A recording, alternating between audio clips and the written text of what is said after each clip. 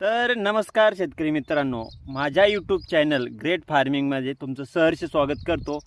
मित्रांनो, कसा आहे प्लॉट बघू शकता तुम्ही.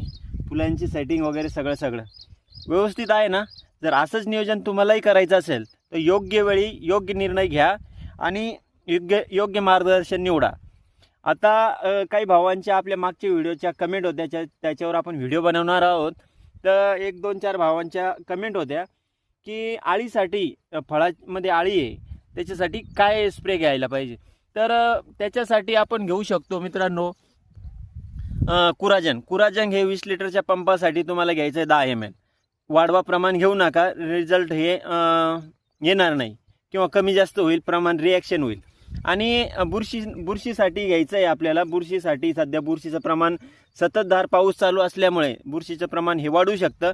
काळ्या टिपक्याची बुरशी असते, त्याचे लक्षण आहे काळ्या टिपका पडणे, फुलगळ होणे, फळगळ होणे आणि पाल्यावर तुम्हाला काळे टिपके म्हणजे पाला पण गळ होईल काही दिवसांनी. तर त्याच्यासाठी स्कोअर घ्यायचा आहे.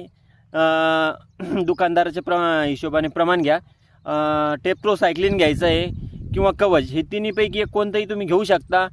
आणि बस नियोजन हे साधारणच ठेवा, फक्त वेळेवर घ्या.